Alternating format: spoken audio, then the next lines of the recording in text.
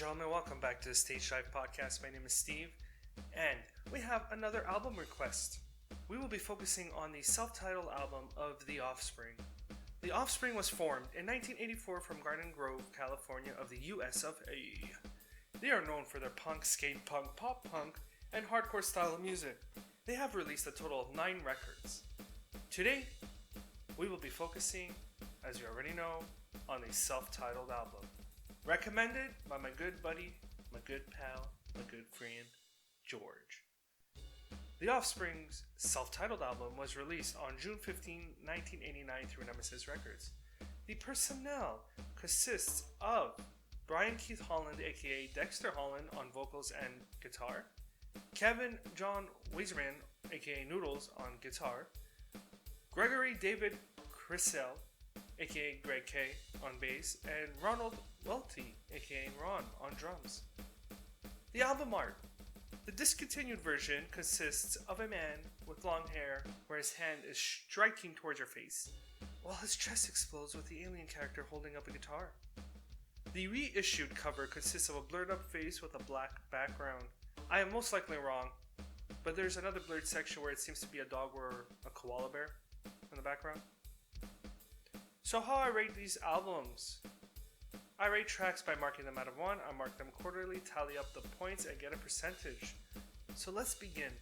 Jennifer Lost the War is the first track on the record that introduces listeners with a crossover punk vibe.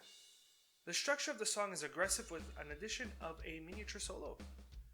The topic of this song includes victims of abuse and the belief that they must have done something wrong to be treated that way. Quite a sad topic. The song got 1 out of 1. Now we moved on to the second track, which is based off an older generation lying to their youth by painting a picture-perfect world. Well, kids, get ready for a surprise because those walls blocking your path will not be easy to knock down. This song contains amazing bass skills provided by Mr. Greg K and great drum scripture by Ron. It's a classic punk song that's straightforward with a huge impact. Seems like Noodles does enjoy writing solos on this record. Elders got 1 out of 1. Out on Patrol contains an acoustic guitar intro that leads right into that punk we know from The Offspring. The way Dexter sung in this song is quite different than usual, but it definitely keeps you interested. Seems like the injured soldier that was out on patrol did not know if he was going to make it out alive, or if anybody was going to save him. 1 out of 1. You know, I'm sure many individuals have difficulty choosing between a tall boy or a 40, or choosing between a king can or a single. If you want to get just a tad fancy, between a screwdriver and a cranberry vodka, even between a red or a white wine. Those are examples of Crossroads.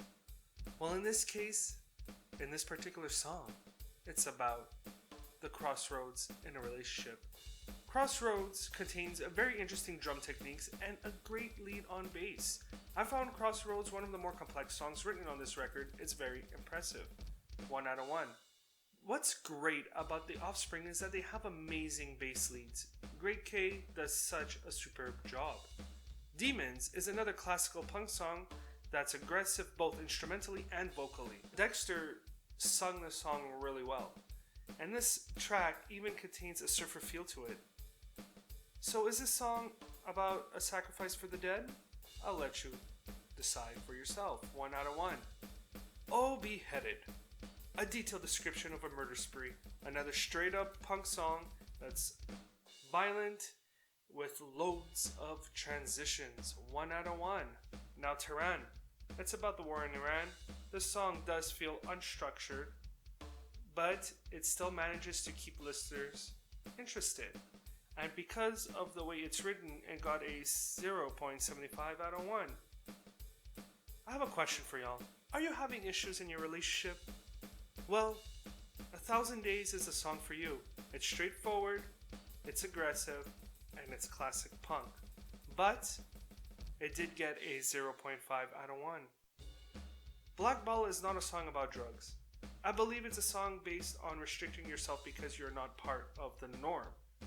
Now, Blackball has a nice punk beat with heavy guitars and bass.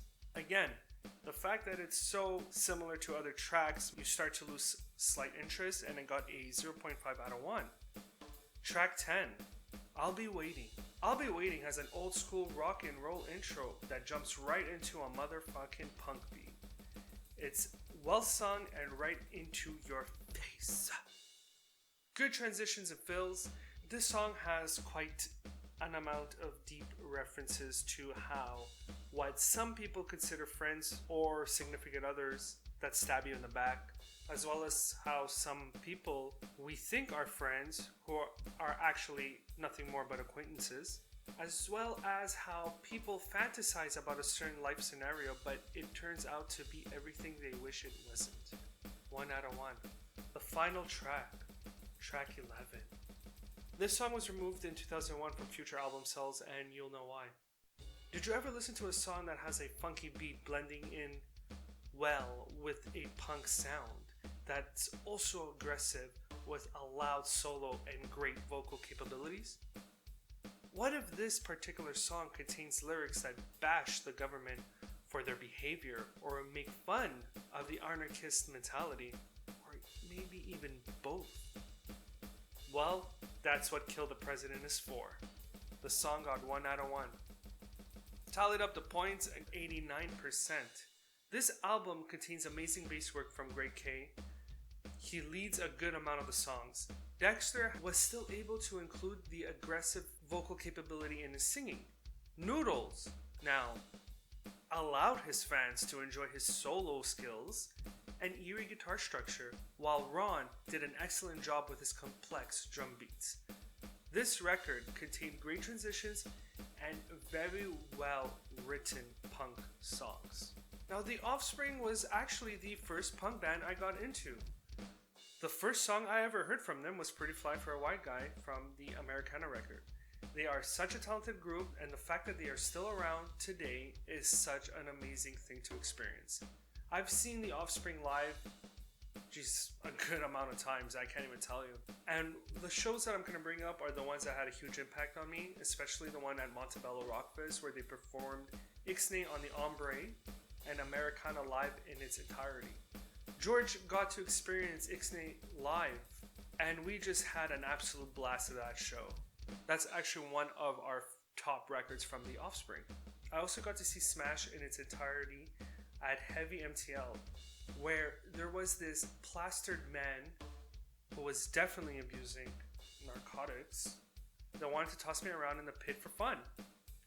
But I didn't want to play this game. I refused, since I just finished moshing with Georgius.